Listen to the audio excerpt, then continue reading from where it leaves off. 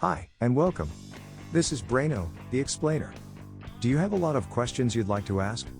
Are you curious about nature, science, and technology? Then you've come to the right channel. Together we will explore the answers you've been seeking, in a fun and informative way. So, hit that subscribe button, and give us a thumbs up. You'll be able to find us more easily on your home screen.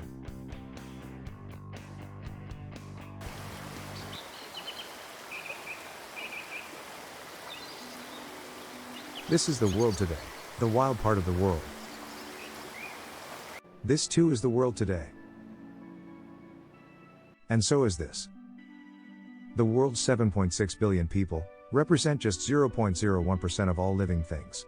Yet, since the dawn of civilization, humanity has caused the loss of 83% of all wild mammals, and half of plants, while livestock kept by humans keep increasing. Millions of years ago, at a time when dinosaurs ruled the earth, all land was wild land. Today, only about 17% of land is unmodified by humans. The world is dying. But who is the culprit? Although dinosaurs grew to be huge, and required a lot of resources to sustain themselves, they were in tune with their surroundings, and the ecosystem benefited from their presence. Humans, on the other hand, have been a very destructive species since their dawn 500,000 years ago. More destructive than any single deadly virus or bacteria, or any single natural disaster. Except maybe one disaster.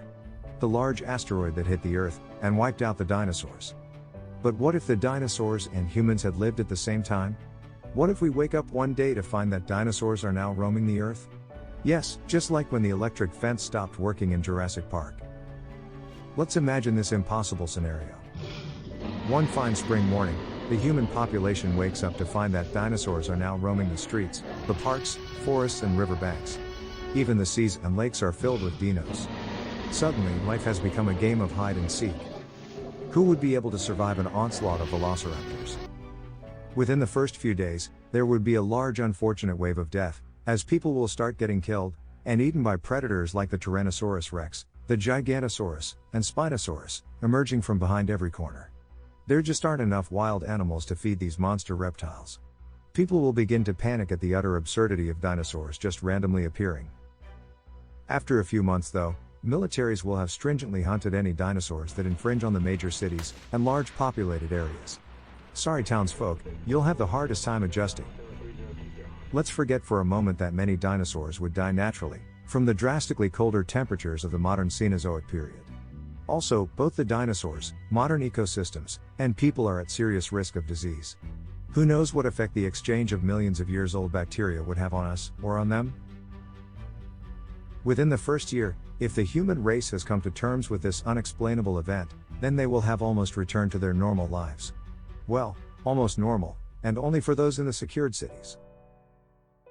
In the natural world, scavengers are probably flourishing. The pickings of dead dinosaur and other animals have left the hyenas and vultures very full.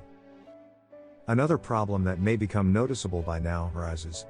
We have nearly doubled the biomass of the planet, but with animals, which means the total amount of carbon dioxide being exhaled into the atmosphere, would nearly double as well. This problem will not last very long though, not more than 20 odd years. If we judge this scenario by what humans have done to the species of animals which did live in the human era, we will quickly get to the answer.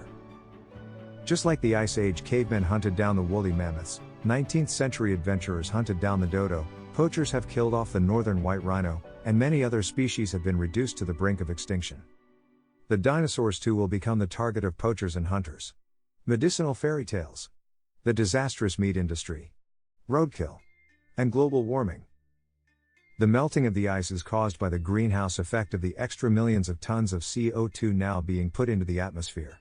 By this time, humans have most likely begun a program of hunting the prehistoric reptiles down, particularly in the water. Within the first decade, the North and South poles have been devastated by the rising temperatures. This will happen anyway, but would have taken longer. The waters of the Jurassic period were teeming with an abundance of large, rather predatory life. These creatures would pose a significantly larger threat to people than the two-legged carnivores on land. But, regardless of land, air or sea, humans are going to continue hunting the dinosaurs, defending their farms, plantations, houses and industrial areas. One should not forget to mention The huge industry that would evolve around harvesting dinosaur meat. A velociraptor is really not too different from a particularly agile and rather large and aggressive chicken. First world countries may survive this period in history, but smaller countries with even smaller governments will be at serious risk from the damaged global economy and the unchecked dinosaur population that roams their countryside. After the first 100 years, the dinosaur crisis of the 2020s is fading in the collective memory, and is studied in history books in the same way as one studies about the Second World War or Joan of Arc. It most certainly will not be forgotten though, and 100 years is nowhere near enough to not feel the effects of something so drastic. As sad a conclusion as it is in the end, dinosaurs will almost entirely disappear, except in the following human-managed places. Some will live in farms and factories, so they could grow up to be food for humans. Some will live in labs, so we can test our drugs on them.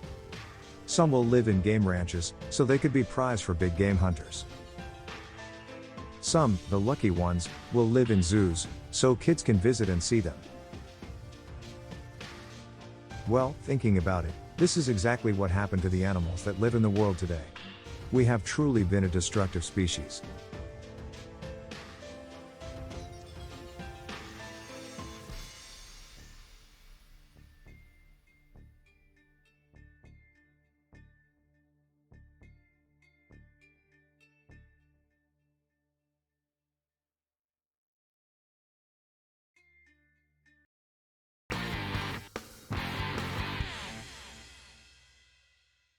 If you've learned something new in this video, please give us a thumbs up. And be sure to subscribe and turn on the notification bell.